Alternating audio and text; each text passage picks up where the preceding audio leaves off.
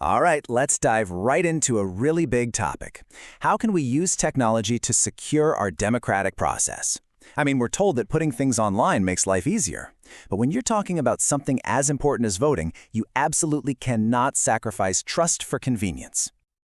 And that brings us to the big question, right? It's this huge paradox at the heart of digital voting. How do you prove who you are to make sure there's no fraud without revealing how you voted? That's the fundamental puzzle we're going to try and solve today. So to really get this, we have to start with the core challenge. Any voting system, whether it's on paper or on a screen, has to be built on two ideas that you just can't compromise on. And here's the kicker. These two essential pillars of a fair election are constantly at war with each other, especially online. To make sure it's one person, one vote, you've got to check someone's ID. But to keep the ballot secret, you have to make sure that ID is nowhere near the actual vote. In the digital world, that is a really tough problem to solve. So why is it so hard? Well, it's because most traditional digital systems have a major weak spot. A giant centralized database. It's like putting the entire election's integrity into one single digital basket. It's basically a hacker's dream and an absolute nightmare for building public trust. So if the old way is kind of broken, what's the solution? Well, let's talk about a totally new way of thinking called UIID. That stands for Universal, Integrated, Identity Decoupled. And trust me, that word decoupled is the whole secret sauce. And I want to be super clear. UID isn't just some new voting app you download. It's way more fundamental. Think of it as a whole new blueprint for digital democracy, built from the ground up with some seriously advanced cryptography.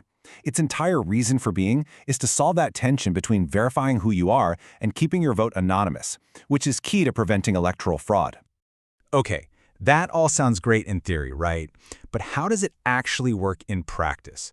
Let's get into the weeds and break down just how this thing secures your vote. It's pretty clever.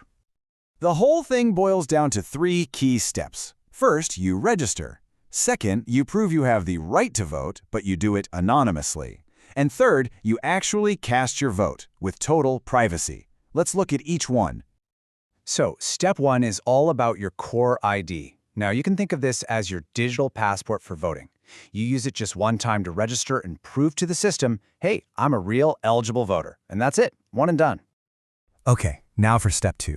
And honestly, this is where the real magic happens. It's a concept called a zero-knowledge proof, or ZKP.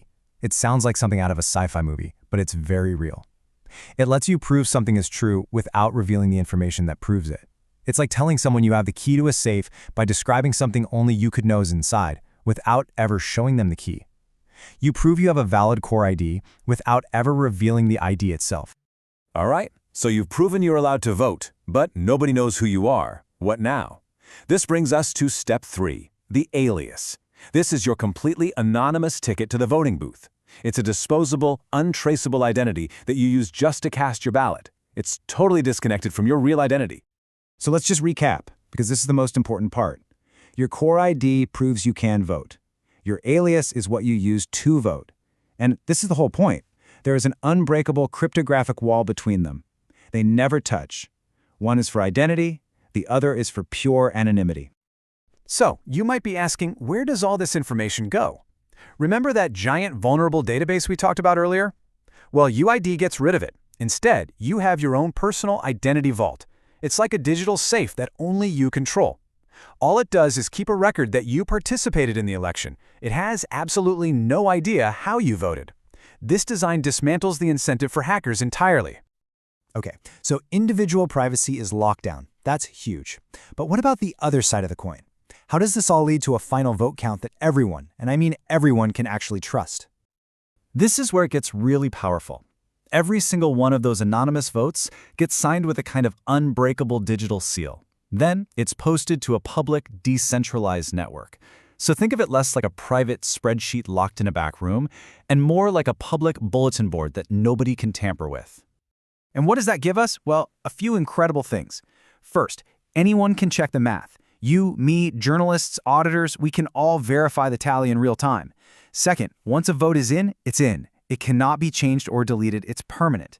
And third, there's no single server to attack. The system is spread out, making it incredibly resilient. You're not asked to trust a person or a company anymore, you're just trusting transparent, verifiable math.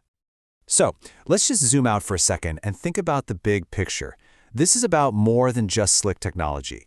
What could a truly trustworthy digital voting system actually mean for the future of democracy itself? Well, when you look at the biggest fears people have about online voting, it's like UID was designed as a direct countermeasure. Worried about someone voting as you? The core ID and ZKP system handles that. Scared of a central server getting hacked and votes being changed? The personal identity vault and decentralized design make that basically impossible. Concerned that the count is happening behind closed doors? The whole thing is open for anyone to audit. So it really leaves us with this massive question. For years, we've been told that the promise of digital voting is held back by these really legitimate fears over security and fraud. But what if a framework like this is the missing piece of the puzzle? What if we're finally at a point where technology can actually strengthen our democracy instead of threatening it?